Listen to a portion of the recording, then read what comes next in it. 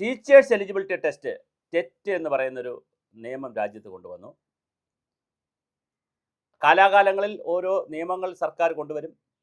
നേരത്തെ ഒരു നിയമം വന്നിരുന്നു, അസിസ്റ്റന്റ് പ്രൊഫസർ ആകണമെങ്കിൽ PhD പാസ്സാകണം, PhD എടുക്കണം. അങ്ങനെ വ്യാപകമായ ആളുകൾ പോയി PhD എടുക്കാൻ തുടങ്ങി. കാശ് കൊടുത്തും PhD എടുക്കാൻ തുടങ്ങി. PhDയുടെ മൂല്യം തന്നെ നഷ്ടപ്പെട്ടപ്പോൾ സർക്കാർ പറഞ്ഞു PhDയുടെ ആവശ്യമില്ല, UGC നെറ്റ് മതി എന്നായി. നേരത്തെ നെറ്റ് പോലും വേണ്ടായിരുന്നു. PG പാസ്സായാൽ PSC ടെസ്റ്റ് എഴുതാം, PSC ടെസ്റ്റ് എഴുതിയാൽ ജോലി. എയ്ഡഡ് കോളേജുകളിലാണെങ്കിൽ PG പാസ്സായാൽ ജോലി കൊടുക്കാൻ പറ്റും. പിന്നെയാണ് UGC വന്നു, സ്റ്റേറ്റ് ടെസ്റ്റുകൾ വന്നു, നാഷണൽ ലെവലിലും സ്റ്റേറ്റ് ലെവലിലുള്ള ടെസ്റ്റുകൾ വന്നു, സ്റ്റേറ്റ് എലിജിബിലിറ്റി ടെസ്റ്റ് വന്നു. അതെല്ലാം കഴിഞ്ഞിട്ടാണ് ഇപ്പോൾ സ്കൂൾ അധ്യാപകർക്ക് ടെറ്റ് എന്നൊരു പുതിയ സാധനം വന്നത്, ടീച്ചേഴ്സ് എലിജിബിലിറ്റി ടെസ്റ്റ്.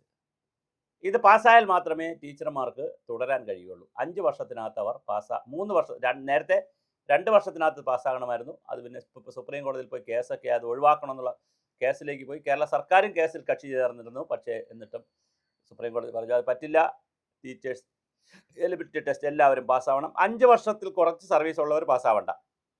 5 വർഷത്തിൽ കൂടുതൽ 6 വർഷം മുതൽ സർവീസ് ഉള്ളവർ, ഇനിയും 6 വർഷം സർവീസ് ഉണ്ട്, റിട്ടയർ ആവാനുണ്ടെങ്കിൽ അവർ പാസ്സാവണം. 3 വർഷത്തിനകത്ത് പാസ്സായാൽ മതി.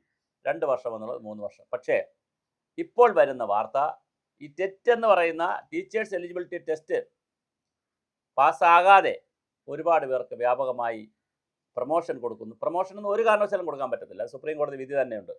ഒരു കാരണവശാലും HM ആവാൻ പറ്റത്തില്ല, പ്രിൻസിപ്പൾ ആവാനൊന്നും പറ്റത്തില്ല. വളരെ വലിയ തടസ്സമാണ് നിയമപരമായിട്ടുള്ളത്. പക്ഷേ അത് അങ്ങനെ സുപ്രീം കോടതിയുടെ വിധി നിൽക്കുമ്പോൾ തന്നെ കൃത്യമായി കൊടുക്കുന്നു എന്നൊരു പരാതി വ്യാപകമായി വന്നിട്ടുണ്ട്. വളരെ വ്യാപകമായി പരാതി വരുന്നു. ടെറ്റ് പാസ്സാകാതെ ആളുകൾക്ക് ഈ പ്രൊമോഷൻ കൊടുക്കുന്നു എന്നുള്ളതാണ്. എയ്ഡഡ് സ്കൂളുകളിൽ നിന്നാണ് കൂടുതലും പരാതി വരുന്നത്. പക്ഷേ സർക്കാർ സ്കൂളുകളിലും ഇത് ടെറ്റ് പാസ്സാവണം. എയ്ഡഡ് ആൻഡ് സർക്കാർ സ്കൂളുകളിലാണ് ടെറ്റിൻ്റെ ഒരു കഥ വരുന്നത്. ലക്ഷക്കണക്കിന് അധ്യാപകർക്ക് വലിയ തലവേദനയാകുന്ന ഒരു കാര്യമാണ്. ചെറിയ പ്രായത്തിലൊക്കെ ജോലിയിൽ കയറി റിട്ടയർ ആവാൻ ഇനി 6 വർഷം ഉണ്ടെങ്കിൽ, 6 മുതലുള്ള വർഷമുണ്ടെങ്കിൽ തീർച്ചയായിട്ടും അവർ ടെറ്റ് പാസ്സായേ കഴിയൂ. അത് ഒഴിവാക്കണമെന്ന് പറഞ്ഞ് വലിയ കേസാണ് കൊണ്ട് സുപ്രീം കോടതി കൊടുത്തത്. കോടതി അത് സമ്മതിച്ചില്ല. കോടതി പറഞ്ഞ് പറ്റില്ല.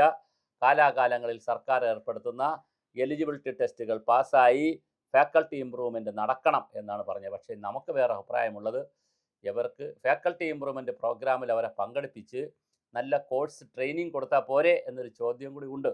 ഒരു പരീക്ഷ പാസ്സാവണമെന്ന് പറയുമ്പോൾ ഉണ്ടാകുന്ന ചില അസ്വസ്ഥതകളും അസ്വാരസ്യങ്ങളും ഉണ്ടാകില്ലേ എന്നൊരു സംശയമാണുള്ളത്. പക്ഷേ എന്തായാലും പാസ്സാകാതെ കഴിയില്ല എന്നുള്ളതാണ് സുപ്രീം കോടതിയുടെ വിധി. അത് സ്റ്റേറ്റുകൾ കൃത്യമായി നടപ്പിലാക്കണം. നമ്മൾ നടപ്പിലാക്കാതിരിക്കുകയാണ് കഴിഞ്ഞ കുറച്ചു കാലമായി.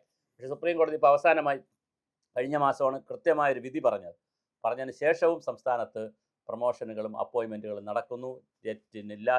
ടെറ്റില്ലാത്തവർക്ക് എന്ന് പറഞ്ഞുള്ള വ്യാപകമായ ആക്ഷേപം വരുന്നു. ഇത് നിയമക്കുരുക്കിലേക്ക്, ടെറ്റുള്ളവർ കൊണ്ട് കേസ് കൊടുത്താൽ വീണ്ടും നിയമക്കുരുക്കിലേക്ക് പോകും. അങ്ങനെ വന്നാൽ പോസ്റ്റ് കിട്ടിയവർക്കും ബുദ്ധിമുട്ട് വരും, കിട്ടാൻ നിൽക്കുന്നവർക്കും വലിയ പ്രശ്നങ്ങൾ ഉണ്ടാകാനുള്ള സാധ്യത വളരെയേറെയാണ്.